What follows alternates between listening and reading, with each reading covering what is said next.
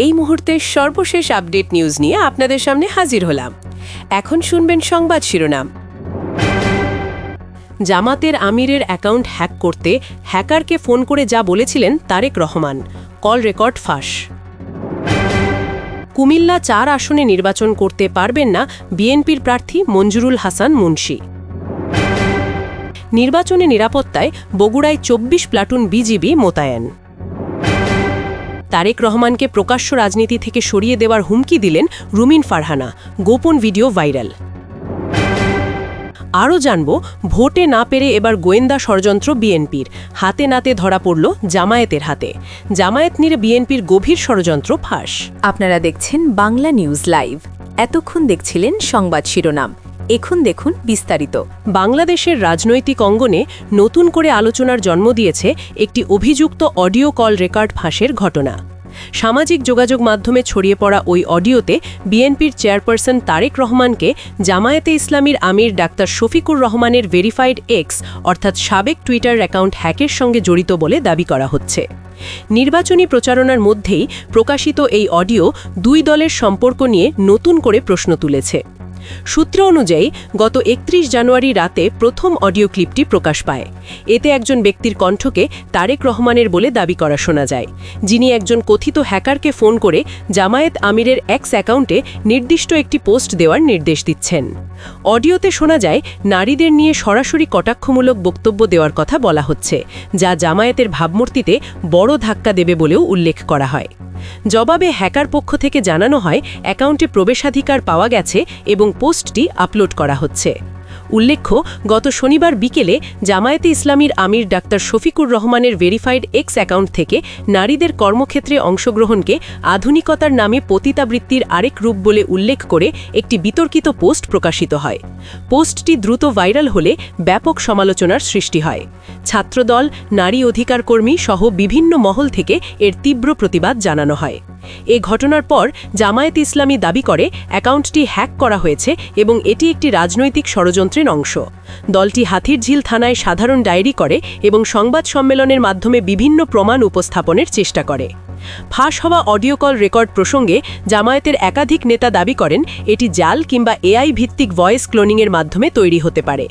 জামায়াতের সাহায্য সম্পাদক জেনারেল এহসানুল মাহবুব জুবায়ের বলেন, এটি আমাদের বিরুদ্ধে চলমান সাইবার হামলারই ধারাবাহিকতা। তারেক রহমান সাহেবের সঙ্গে আমাদের নেতৃত্বের যোগাযোগ রয়েছে, কিন্তু এ ধরনের কোনো কথোপকথন হয়নি।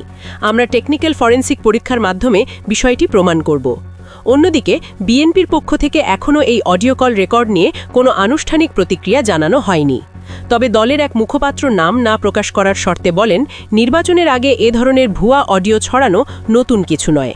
আমরা বিষয়টি গুরুত্বের সঙ্গে দেখছি এবং প্রয়োজনে আইনি ব্যবস্থা নেব। তারেক রহমানের সঙ্গে জামায়াতের সম্পর্ক নিয়ে বিএনপি সবসময়ই স্বচ্ছ অবস্থানে রয়েছে। রাজনৈতিক বিশ্লেষকদের মতে ২০২৬-এর জাতীয় নির্বাচনের প্রেক্ষাপটে এই ঘটনা বিএনপি ও জামায়াতের মধ্যকার সম্ভাব্য জোট কিংবা প্রতিদ্বন্দ্বিতার উপর প্রভাব ফেলতে পারে। ইতিমধ্যে সামাজিক মাধ্যমে ফেক কল রেকর্ডিং ও জামায়াত হ্যাক ট্রেন্ড করছে। কেউ এটিকে জামায়াতের ড্যামেজ কন্ট্রোল বলছেন, আবার কেউ বিএনপির বিরুদ্ধে ষড়যন্ত্র হিসেবে দেখছেন।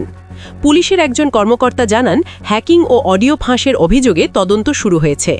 সাইবার ক্রাইম ইউনিট অডিওটির সত্যতা যাচাই করছে। জামায়াতের দাবি অনুযায়ী হ্যাকিংয়ের উৎস সরকারি ইমেল অথবা অন্য কোনো শক্তিশালী সোর্স থেকে এসেছে, এমন প্রাথমিক ইঙ্গিত পাওয়া গেছে। এই ঘটনা বাংলাদেশের রাজনীতিতে সাইবার যুদ্ধের নতুন মাত্রা যোগ করেছে বলে মনে করছেন সংশ্লিষ্টরা। নির্বাচন কমিশন ও নিরাপত্তা সংস্থাগুলোর আরও সতর্ক হওয়া জরুরি বলে মত দেওয়া হচ্ছে।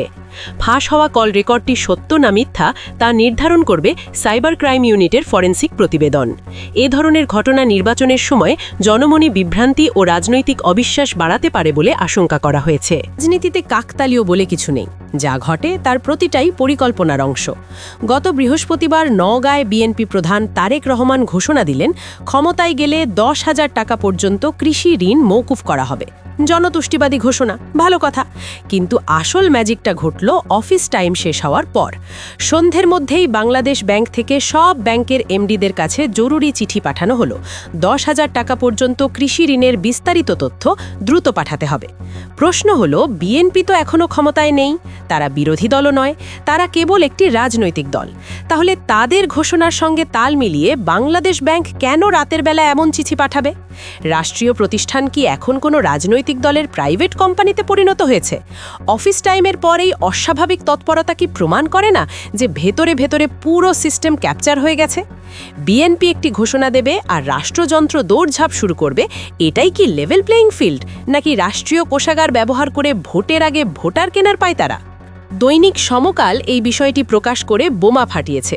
বাংলাদেশ ব্যাংকের এই তড়িঘড়ি চিঠির পেছনে রয়েছেন অধ্যাপক রাশেদ আল মাহমুদ তিতুমির, বাংলাদেশ ব্যাংকের পরিচালনা পর্ষদের সদস্য। প্রশ্ন হলো, তিনি কি কেবল একজন নিরপেক্ষ অধ্যাপক? এই ভদ্রলোকই কিছুদিন আগে একটি জরিপের সঙ্গে যুক্ত ছিলেন, যেখানে দাবি করা হয়েছিল দেশের 70% মানুষ বিএনপিকে ভোট দেবে। আজ সমীকরণ মিলছে। যিনি বিএনপিকে 70% ভোট পাওয়ার একাডেমিক বৈধতা দিয়েছেন, তিনি আবার বাংলাদেশ ব্যাংকের ভেতরে বসে বিএনপির ইশতেহার বাস্তবায়নে কলকাঠি নাড়ছেন। এটা কি সরাসরি স্বার্থের সংঘাত, কনফ্লিক্ট অফ ইন্টারেস্ট নয়? রাষ্ট্রীয় পদে বসে একটি দলের এজেন্ডা বাস্তবায়ন, এটাই কি নিরপেক্ষতা? এবার আসি আরেকটি ভয়ঙ্কর স্বীকারোক্তিতে। বিএনপির এমপি প্রার্থী সাবেক বিমান বাহিনী প্রধান ও সাবেক স্বরাষ্ট্রমন্ত্রী আলতাফ হোসেন চৌধুরী বুক ফুলিয়ে বলেছেন, ডিজিএফআই ও এনএসআই দিয়ে সার্ভে করিয়ে বিএনপি প্রার্থী ঠিক করেছে। থামুন, এক মুহূর্ত চিন্তা করুন। ডিজিএফআই ও এনএসআই রাষ্ট্রের গোয়েন্দা সংস্থা, তাদের কাজ দেশের নিরাপত্তা নিশ্চিত করা। কোনো রাজনৈতিক দলের হয়ে প্রার্থী বাছাই করা কি তাদের কাজ? আলতাফ হোসেনের এই প্রকাশ্য স্বীকারোক্তি প্রমাণ করে বিএনপি না থাকলেও রাষ্ট্রের গোয়েন্দা সংস্থার একটি অংশ তাদের হয়ে কাজ করছে। পুরো সংস্থা নয়, কিন্তু একটি অংশ। যদি গোয়েন্দারা প্রার্থী ঠিক করে দেয়, তাহলে নির্বাচনের দিন তারা কার পক্ষে কাজ করবে? এটা কি নির্বাচন নাকি সিলেকশন?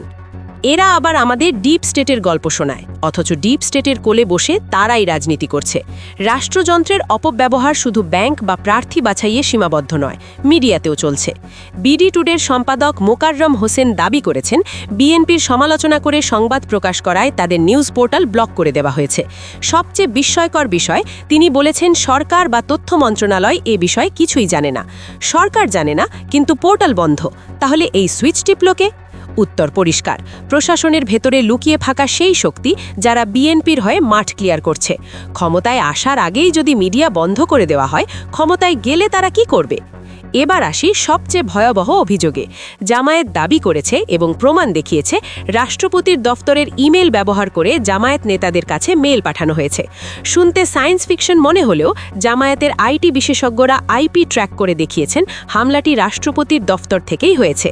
টার্গেট ছিলেন আমিরে জামায়াত ডাক্তার শফিকুর রহমান ও ডাক্তার শফিকুল ইসলাম। সবার আগে সর্বশেষ আপডেট নিউজ দেখতে সাবস্ক্রাইব করে আমাদের চ্যানেলের সাথেই থাকুন। আমাদের নিউজ ভালো লাগলে লাইক, কমেন্টস ও শেয়ার করুন। ধন্যবাদ সকলকে।